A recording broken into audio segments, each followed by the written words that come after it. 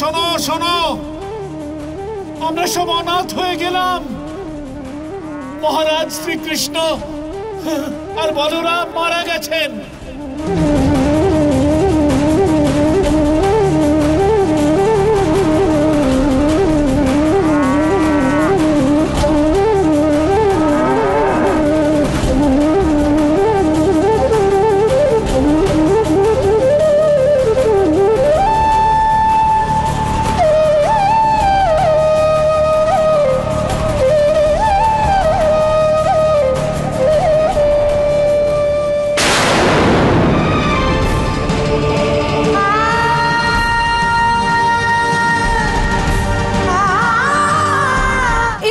পারে না।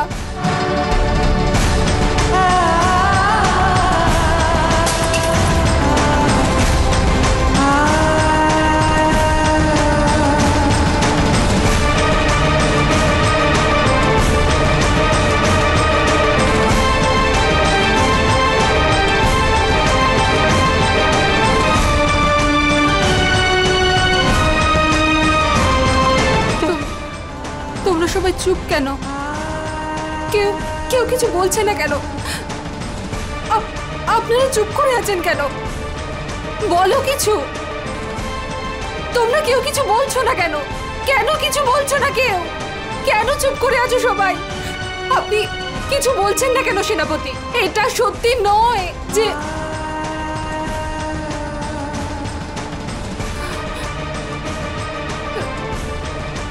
না, এটা হতে পারে না। এটা কখনোই হতে পারে না। আরে যার গদাকে জম পর্যন্ত ভয় পায় তার কিভাবে মৃত্যু হতে পারে? যার একটা আঘাতে হাতি ধরাশায়ী হয়ে পড়ে তাকে পরাজিত করার শক্তি কার আছে? এটা অসম্ভব, অসম্ভব। আর ওই কৃষ্ণ যার সুদর্শন চক্রের সামনে কাল পর্যন্ত আসতে ভয় পায়, সে কিভাবে কালের কাছে পরাজিত হতে পারে? কিভাবে? মিথ্যে বলছো তোমরা সবাই। এটা সত্যি নয়, এটা সত্যি নয়, এটা সত্যি নয়।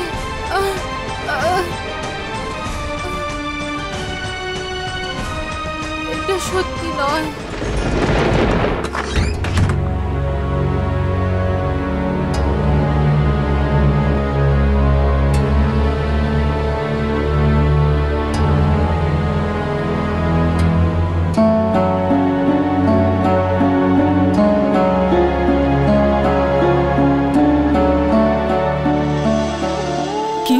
সোনা, এইভাবে কেন বসে আছিস?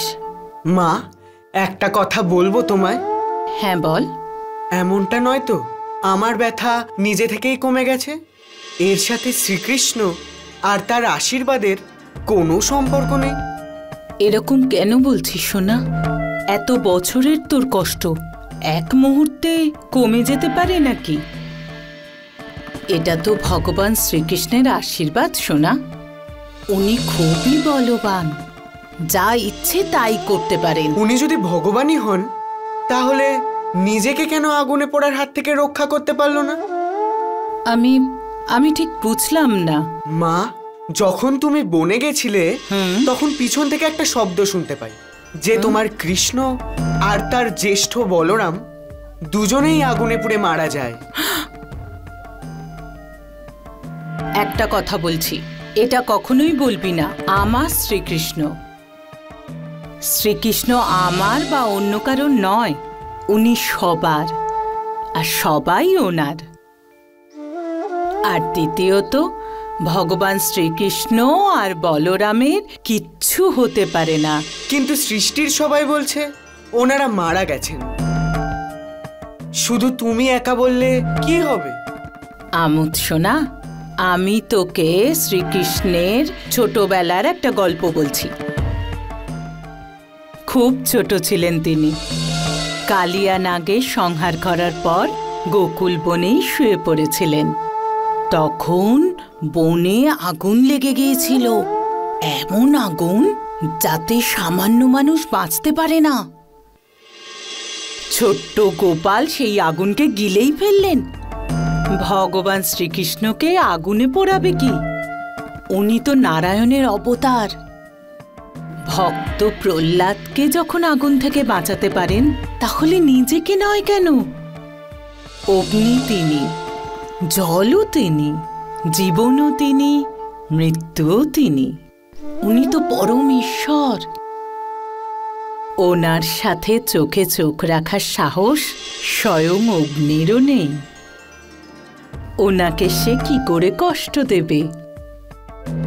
ওনার কিচ্ছু হতে পারে না। ভগবান শ্রীকৃষ্ণ যেখানেই আছেন, কুশলেই আছেন।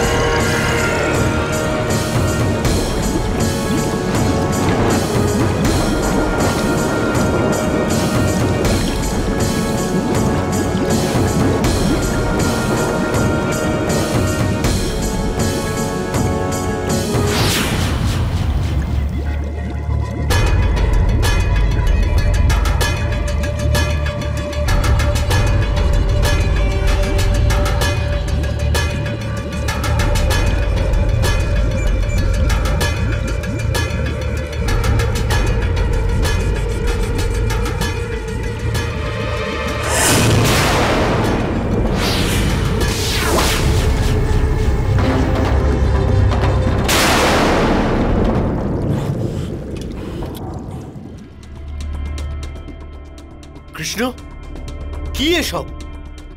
এটা আবার জরাসন্ধের সৃষ্ট কোনো মায়াজাল নয় তো? দাদা, এটা মায়াজাল তো অবশ্যই, কিন্তু জরাসন্ধের নয়। কে এখানে? কার এত বড় সাহস আমাদেরকে আঘাত করার? শীঘ্রই যদি আমাদের সামনে আসে তাহলে বেঁচে যেতেও পারে, না হলে যেখানে লুকিয়ে আছো সেখানেই আমাদের হাতে মারা যাবে।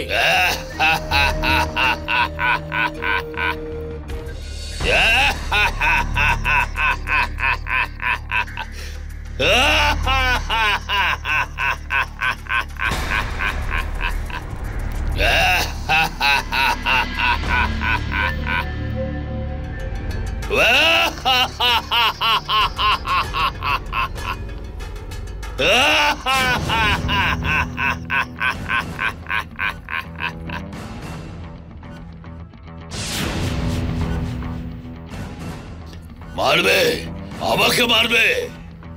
তোমাদের মূর্খতা দেখে আমার হাসি পাচ্ছে।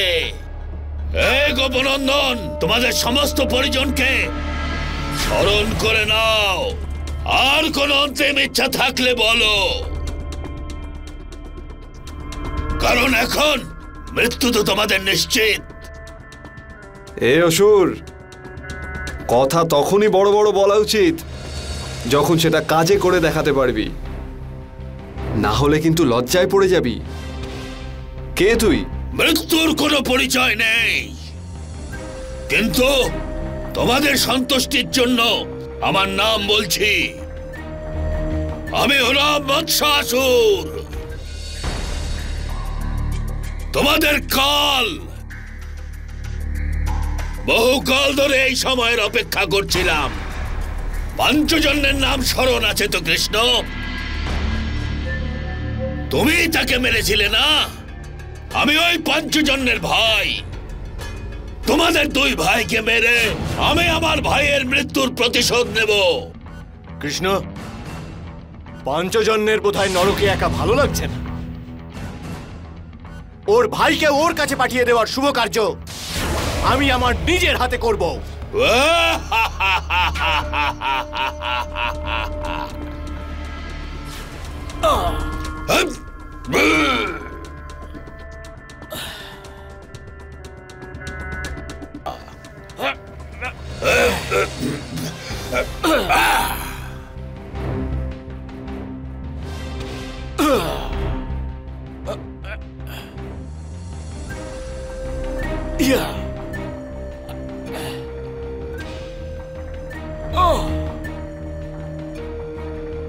দাদা, এই নিন।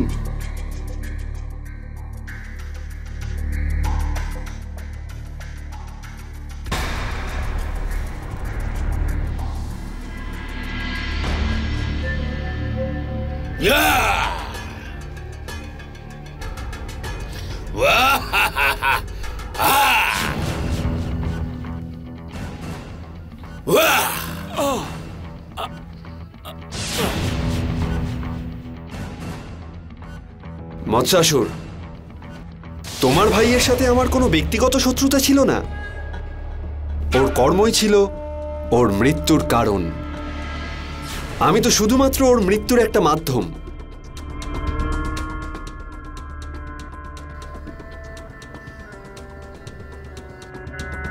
এই সুদর্শন চক্রেই ওর মৃত্যু হয়েছিল, আর আজ এই সুদর্শন তোকেও মৃত্যু দেবে। আমি মরতে পারি না, তোর এই খেলনা আমাকে মারতে পারবে না।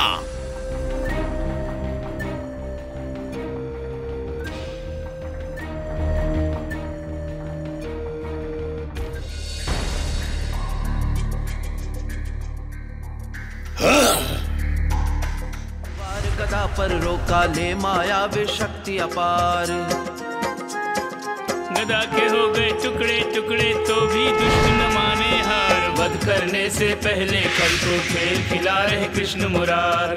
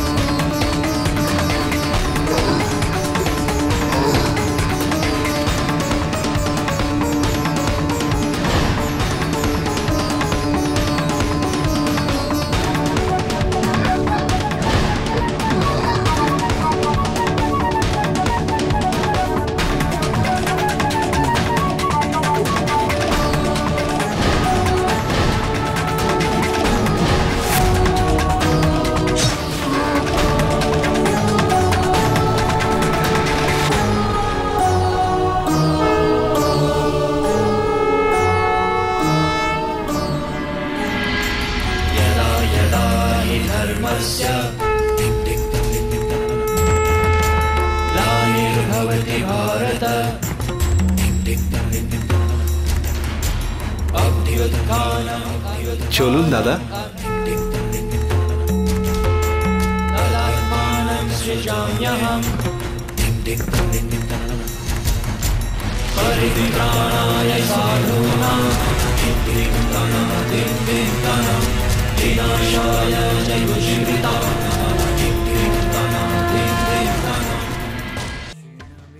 দাদা, আমার তো মনে হয়েছিল আপনি আমাকে জড়িয়ে ধরে আদর করবেন, কারণ আমি আপনার হাতে এতগুলো নির্দোষ লোকের মৃত্যু হওয়া থেকে বাঁচালাম।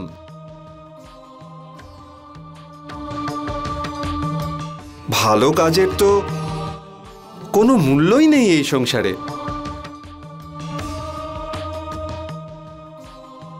দাদা, দাদা,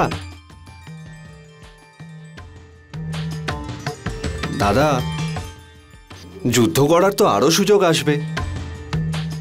প্রজারা চাক বা না চাক, গদিতে বসা রাজার অহংকার অঙ্গারের মতো হয়ে থাকে। একটু ঘি দিতে না দিতেই দাউ দাউ করে জ্বলে ওঠে। কিন্তু দাদা, যুদ্ধক্ষেত্রে পৌঁছানোর পর যুদ্ধ থামানোর সুযোগ খুব কম লোকই পায়। দাদা, আমার ওই আগুনই বেশি পছন্দ, যা যোদ্ধার মায়েরা, ওনাদের বোনেরা আর ওনাদের স্ত্রীরা ওনাদের রক্ষার জন্য প্রদীপে জ্বালান। সেই আগুন নয় যেটা যোদ্ধাদের চিতা জ্বালাতে লাগে। কে জানে তোমার মনের মধ্যে কি আছে? কে দেখতে আসবে যে তুমি কোন আগুনকে ভালোবাসো? সংসার তো এটাই দেখবে আর এটাই বলবে যে আমরা দুজন ভাই জরাসন্ধর সেনাকে ভয় পেয়ে যুদ্ধক্ষেত্র থেকে ভয় পেয়ে পালিয়ে গিয়েছিলাম। দাদা, আমি তো এতে অভ্যস্ত হয়ে গেছি। এটা শুধু আজকের কথা নয়, এই সংসার আমার সমস্ত কাজকে প্রথমে সন্দেহের চোখেই দেখে যে এটা আমি কি করলাম,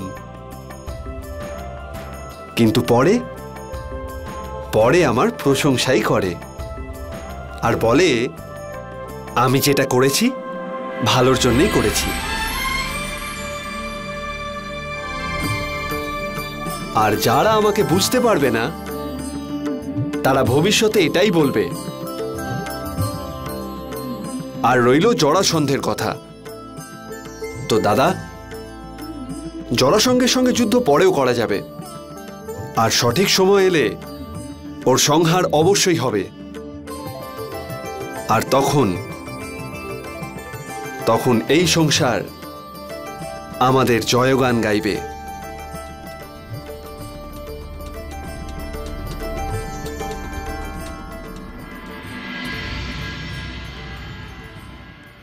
কৃষ্ণ, পুরো দ্বারকা জুড়ে এত অন্ধকার কেন?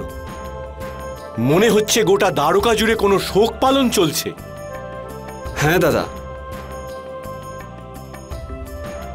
দাদা, ওইদিকে দেখুন, ওই বাড়িটায় আলো দেখা যাচ্ছে। চলুন গিয়ে দেখি। চলো কৃষ্ণ। হে কৃষ্ণ, আজ সমস্ত দ্বারকা নগরে এই সংবাদে শোকে ডুবে আছে যে তারা অনাথ হয়ে গেছে। আপনি আর এখানে নেই।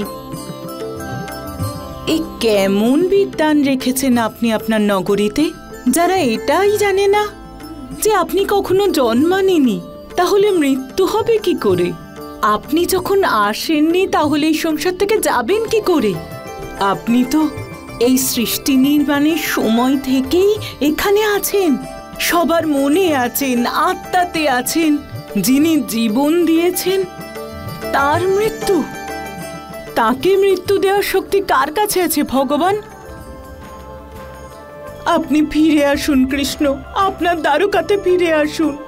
এই অজ্ঞানীদের মন আর ঘরের অন্ধকার দূর করুন ভগবান, ফিরে আসুন।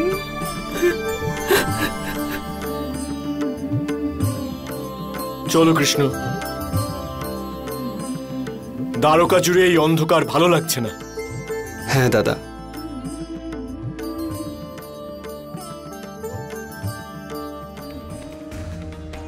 সাবধান, ওখানেই দাঁড়াও।